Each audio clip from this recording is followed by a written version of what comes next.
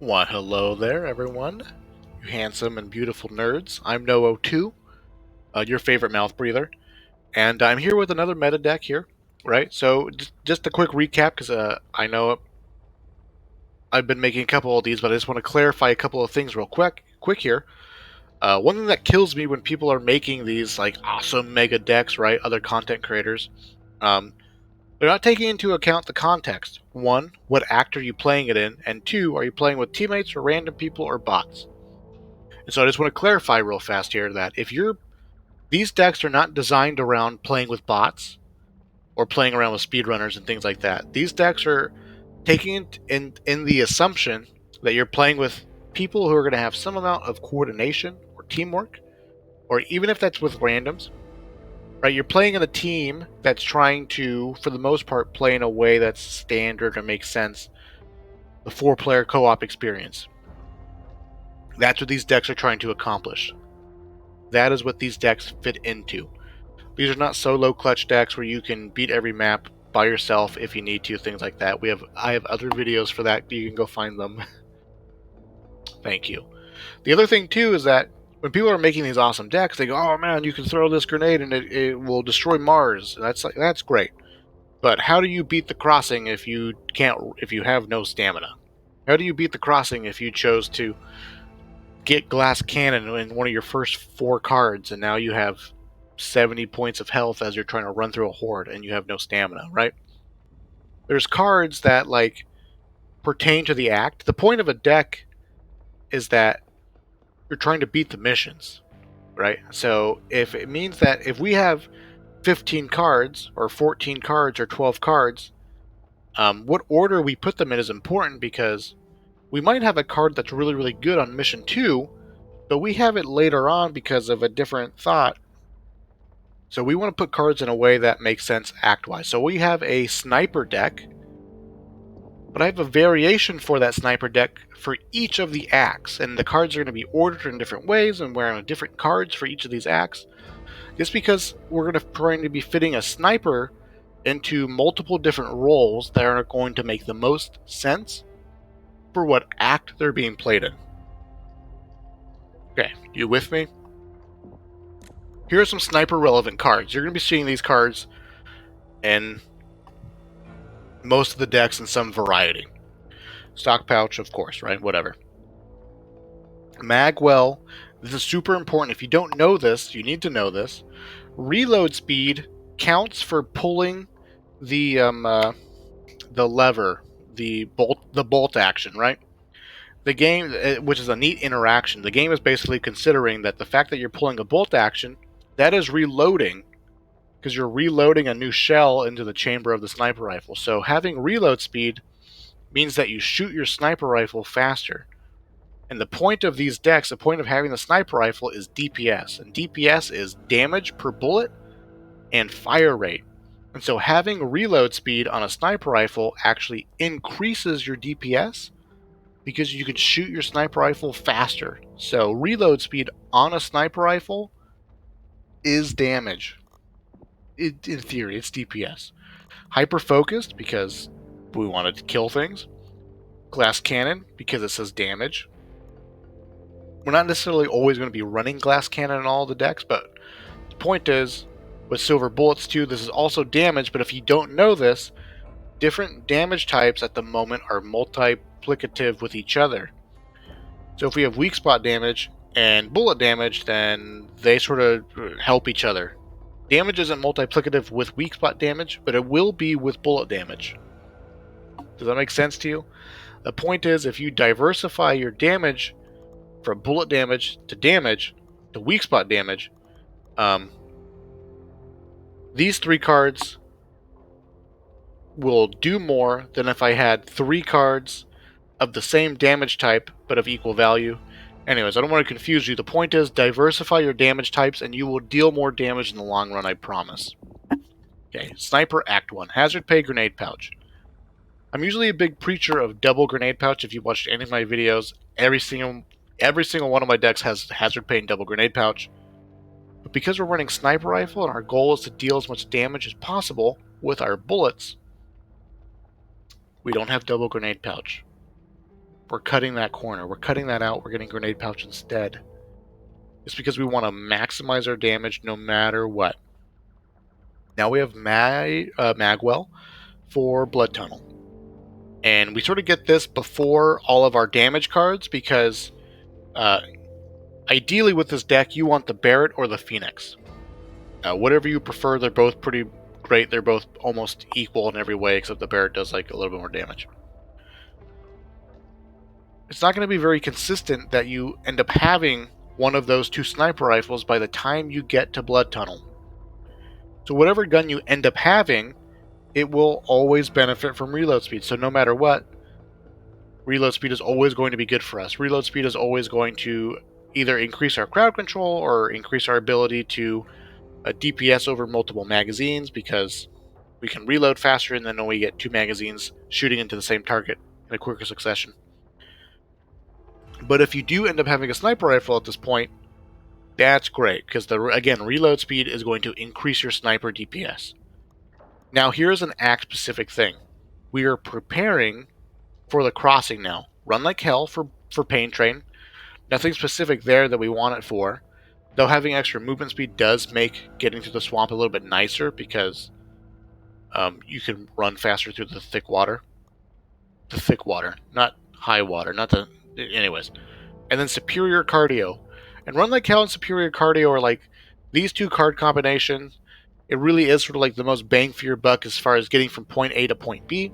I don't think it's quite as like user-friendly as maybe Cross Trainers is over Run Like Hell. But at this point, we're cutting corners, right, to get our sniper things online as quickly as possible. And so we're going to Run Like Hell. And that'll sort of be the foundation of all of our movement are these two things. But the other thing that I want to talk about as far as Run Like Hell that's going to be super duper critical to using a sniper rifle, I'm going to back out here, is here we have the sniper rifle. So notice that when you ADS, you move slower. You move slower. Okay? And then we're going to be hyper-focused, which reduces our move speed while ADS'd, while doing ADS things. We have hyper-focused here to kill the gas station breaker with ease. Be a lot of damage potential, especially if you have a sniper rifle at this point. But what happens is, with hyper-focused and the natural slowdown of ADSing with a sniper rifle, you're going to be pretty much immobile. You're going to be almost immobile once you ADS. You're going to be moving so slowly. One interesting thing, though, if you guys don't know this, if you sprint and jump, you carry the momentum of your movement speed through your jump. So if we have Run Like Hell, we move faster, which means we have more momentum, which means that when we sprint jump, you're going to go further. You're going to carry that momentum, or that momentum's going to carry you farther with the height of your jump. And so what we're going to do here, one key bit of movement for all you sniper users out there, we can mitigate our lack of movement now with our hyper focus when ADSing by sprint jumping. So we sprint, we jump, and then we ADS. And you can sort of see how this time that was spent ADSing was actually spent flying through the air. And so if you're under pressure, if you need to reposition while shooting at something, if for whatever reason, if you're just get into the habit of doing this a lot, because it's going to keep you safer, it's going to keep you healthier. If something's running out of vision and you need to get an angle on it, you can sprint jump, carry the momentum, and kapow, and whatever, right? You're going to find that useful a lot of the times, I think. Sprint jumping into an ADS with a sniper rifle, and having Run Like Hell is going to make that more better. You know what I mean? Make it more better. And now we're sort of, again, just generalizing. If you don't have a sniper rifle at this point by Bookworms, which is card 7, you're going to be hurting a little bit. The deck is going to not be falling into place like we want it to. But again, we can sort of mitigate that randomness by just having more reload speed. Just more, it's going to be DPS for sniper rifles when we get there, if you don't have it yet. And if you don't have, or if you do have a sniper rifle, it's going to be more DPS. If you don't have it yet, reload speed is just going to add a lot more quality of life to whatever gun that you are using. Surplus pouches for the bar. And for this deck, I recommend that you run pipe bombs, just because when it comes to looking at our kit and what our deck does, um, our sniper rifle, we're going to be good at killing mutations. So depending on what our sidearm is, though, we may not be that good at dealing with the horde. And in fact, really, during a horde, as the sniper player, you don't want to be switching to your Tech 9 or your Beretta, help your team with the horde, but then a stinger shows up and now you have to switch back to your sniper rifle. And even if you had a crap ton of switch speed, it's stingers shoot like that, so you're switching back to your sniper rifle. Someone takes a hit from a stinger, then you kill the stinger.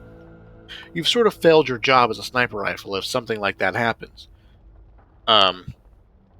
So in those horde events, especially at the bar, for the most part, the longer that you can just keep your sniper rifle out and be on the lookout and be ready to go when a mutation does show up, so that you can start DPSing it, because the whole goal of the sniper rifle is that you're killing mutations without having to burn grenades. That's the whole point, because bullets are cheaper, and if you can kill a tall boy with 5 or 6 sniper shots or whatever, or 5 shots plus your team or whatever, right? Like, that's going to save your team a grenade.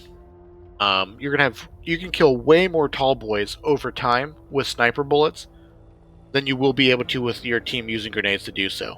And that's the whole point. And also, too, being able to one-shot exploders and one-shot stingers is a nice quality of life, too, to keep your team nice and healthy. But sort of the attrition of it all is going to be how quickly can you kill tall boys.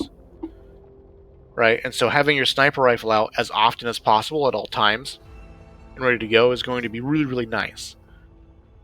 But to help your team deal with the horde, if they start to get overwhelmed or things start getting crazy, or if you need time to, again, if you don't have room to sprint jump or you don't have time to sprint jump to cover up your ADS movement speed, you're not in the position to do so, or things like that, you can relieve pressure from yourself in a confined space by throwing a pipe bomb. So we have surplus pouches here just to have more pipe bombs, as well as just, again, more resources for your team. So whether it's flashbangs or grenades or more pipe bombs, your whole team will have more access to those resources, because on the bar at this point in time, you can't drop things down anymore. And this will allow your team to play more legitly if that's the case. If that's the case. I just had a revelation. Doesn't the grenade glitch not work if you carry more than one grenade? So if you have surplus pouches, don't you just ruin your teammate's ability to grenade glitch? Problem solved. Anyways, I want to talk more about that, but we can't let this video run on too long. Now we have Reckless Strategy for Bookworm. And I have it on, or not Bookworm, on Special Delivery. We have it here because even though you can't kill the snitches without triggering the alarm on this map, they're all nighttime mutated snitches. There is I feel like there's a high chance for a boss to spawn on this map a lot of the times. And also, too, there's just going to be a lot of mutations showing up. Again, there's some pretty decent places to hold out on Special Delivery. Lots of sort of long corridor space. So just having any ability to kill things faster, kill things before they get to you, get any amount of angle that you can get to get a shot off a tall boy, a weak spot, and things like that. You're going to be hecking them up with the extra 80% weak spot damage and then things like that. And of course, if a snitch does trigger, you can pretty much shred it with your sniper rifle pretty quickly. So you don't run the risk of it triggering again. It does seem like sometimes snitches, once they do their thing, they get all tired and tuckered out and they can't do it again. You can't. I don't know what's a glitch or not, as far as like them getting tired and not doing it anymore. Or sometimes they don't always do that. They'll screech and then they'll go about their way, and then you encounter that same snitch later and then they screech again. And anyways, so just for safety, with this extra weak spot damage, if a snitch does get triggered, You can just one tap it or two tap it with a rifle, and then you don't have to worry about it anymore. And your team doesn't have to burn a grenade on it or anything like that. Patient Hunter for the diner. I recommend you check out the little spot that I show off at the diner. You don't need to watch the whole diner video. It's just us standing in one spot doing nothing, because that's how the diner goes when you get the good setup. But at the diner, you can literally just stand there, get your good setup, get your really good setup, get your nice long line of sights, get your teammates sort of in front of you, get your good vantage point. Then you can just hold down, right click, stay in ADS, and you just become a turret. And you have all the time in the world to shoot mutations and stingers and tall boys, and that's all you do. If things get hectic, you can throw a pipe bomb and take the pressure off your team, and then you just go back to killing mutations. And that's it. And so this is a really nice card, I think, particularly for that map, just because the map is you standing in one place. And so you have all the time in the world, all the luxury of not having to move and just ADS and kill things. And this will sort of be the same thing for Rolling Thunder, the last map. If you get a good team setup, good positioning, everything makes sense. You get people on the outside of you to hold that pressure and be like a little barrier.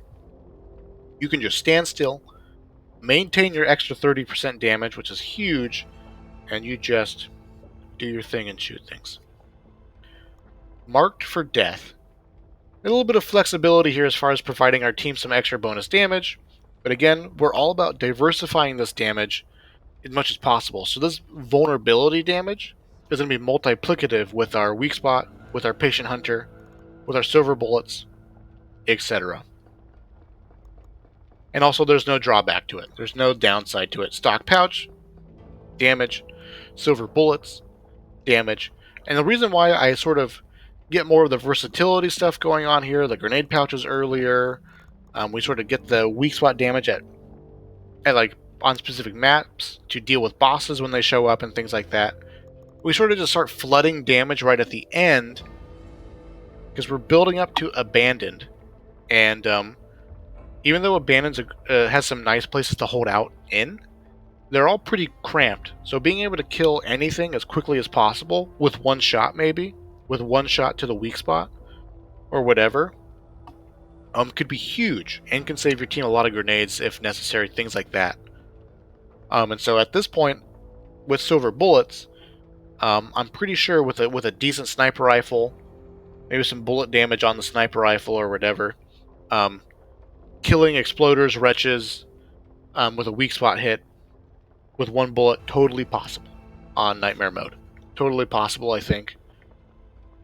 I'm pretty sure. But if not, you're going to do so much damage that you'll probably stumble them anyways, etc., etc. You probably want stumble damage on your sniper rifle. Don't get bullet damage, get stumble. Stumble's way better. And then glass cannon. And we sort of just like round out that's just like our sniper rifle does absurd things damage-wise. And again, if you have the luxury of it, stand still, stack up your Patient Hunter, and you just constantly scan for mutations, and that's all you're doing, killing mutations, kill mutations, throw a pipe bomb to save your team, go back to killing mutations, and things like that. This whole point of this deck that you're going to be able to stand in one place,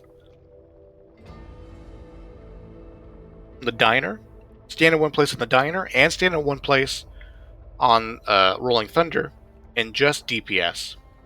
And that's it. And that's Act 1. Act 2, similar concepts here. We have Hazard Pay, Grenade Pouch, and Run Like Hell for the first map.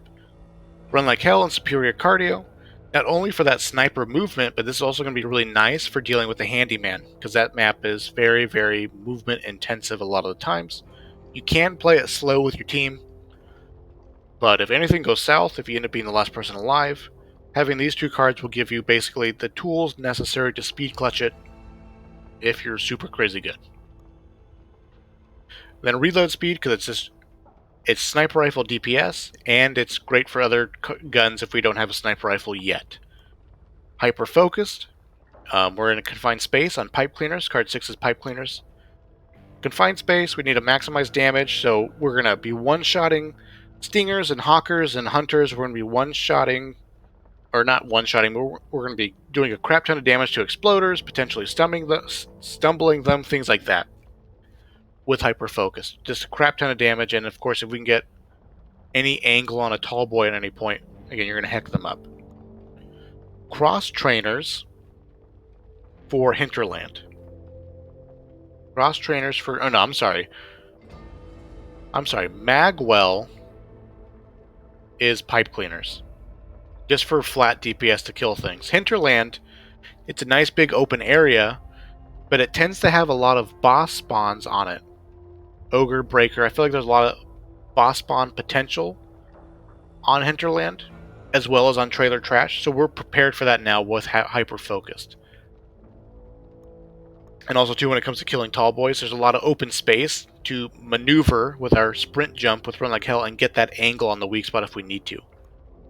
Cross-trainers for Trailer Trashed, because I think you can play the beginning of Trailer Trash very normally. You can loot the whole area, do your thing, get the boat untied and over.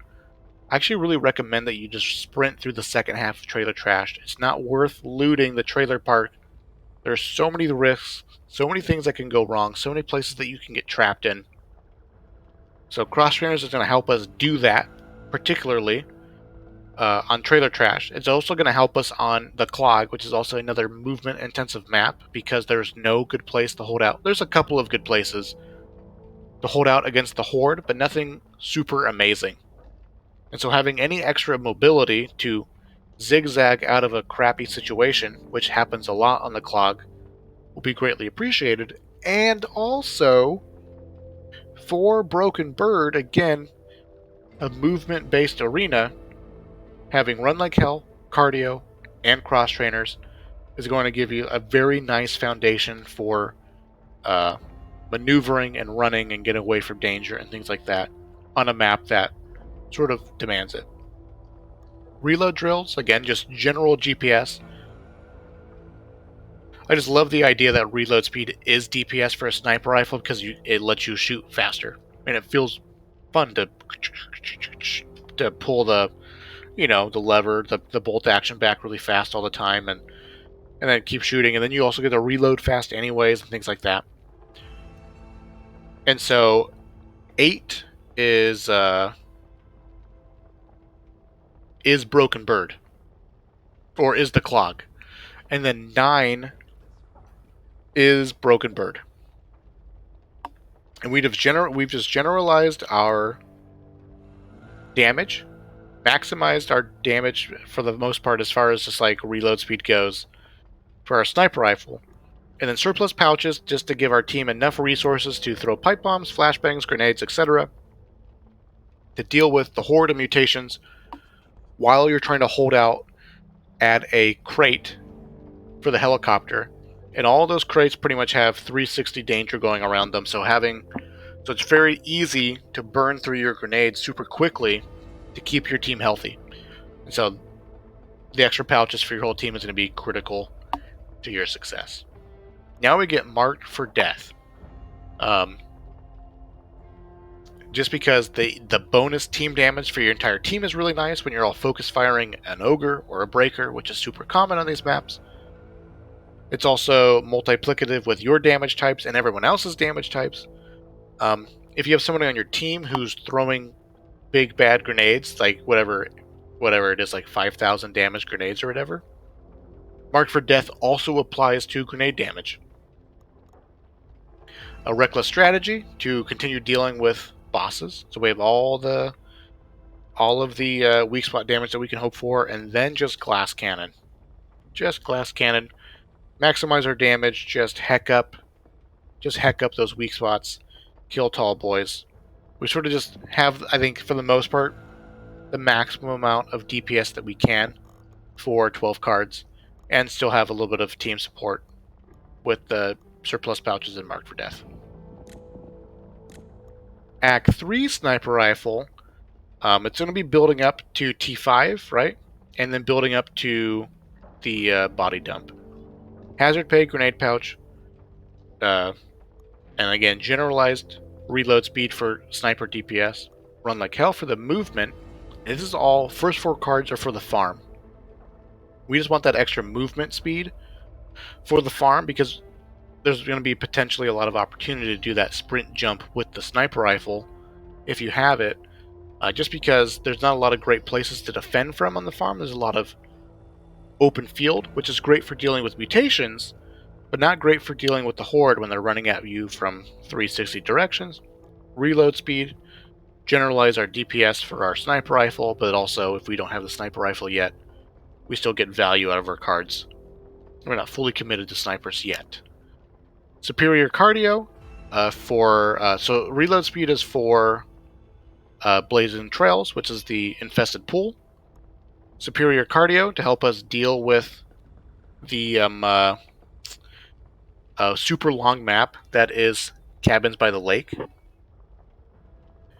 And then hyper focused for Garden Party, because this is where you're going to be dealing with exploders in close proximities and tall boys, and so dealing with and also too there's a boss spawn on a Garden Party, and if it's the hag or if it's the breaker, you have to pretty much fight the breaker at the start a lot of the times, and so just having this extra damage to kill a boss or kill mutations, being able to shoot a exploder in the belly, get the hyper focus damage, and with your team focus firing, you can sometimes kill an exploder before it gets too close and things like that. So now we got the damage coming together. You really do want a sniper rifle at this point. Reckless strategy for T5. And in this deck, you're probably going to be I recommend that you have 2 players hold out on the stairs, or 3 on the stairs, and then 1 or 2 players doing the crates. And you're going to be on the staircase, killing mutations, while you have your 1 or 2 other 2 players dealing with the horde. We can run pipe bombs or flashbangs depending on what your team composition is. If you need more crowd control, then you run pipe bombs. If you need more mutation killing power, then you run flashbangs. You're only going to have 2 though. There's just not enough space to put all the cards in as we're building up the T5. Then we have stock pouch for a friend in need. Right, friend in need. Crap, it's friend in need. Make it the grade. Road to hell. Okay. Friend in need, stock pouch. Now we're just building up our damage, right? We're building up our damage so that when we get to the ogre and the body dump, we're ready to go. So we have stock pouch for damage, confident killer for damage, silver bullets for damage, and cross trainers for damage. And it's just a different way that we're providing versatility in our damage type here without any drawbacks. No glass cannon, we want the health. And then silver bullets actually helps with weak spot damage as well. And so we have silver bullets sort of towards the end, because again, we just want to be able to kill exploders and stingers super duper fast when we're running through the buttoned gates of Road to Hell. And then cross trainers for the body dump arena, because it's a big huge open space. So with trainers, cardio, run like hell, you have that foundation to deal with all that movement that's needed. Act 4, we have all the reload speed. We have 100% accuracy. Then we have glass cannon, stock pouch, silver bullets, patient hunter, confident killer. We shouldn't have patient hunter. Confident killer, hyper focus, reckless strategy, killer instinct, or duper duper dur. And then grenade pouch. You can't ADS, so let's not do it. Right, the point is, though, we have 100% accuracy, so we have 100% reload speed, so we shoot super fast, and we have almost all of the damage cards here. I would recommend you run pipe bombs. So pipe bombs to deal with the horde when you need to, and then you are just shredding weak spots. You're killing mutations if you need to, but you're shooting the tentacles, you're shooting the weak spots, and you can shoot super duper fast. Very reliable thing over the course of the map. And again, these are decks that you're not really going to solo Nightmare Mode by yourself with bots, but if you have a team who's protecting you, you're going to be doing a crap ton of damage to the weak spots. That's all I got for this video, guys. Thank you so much for watching. I appreciate it, and I'll see you in the future.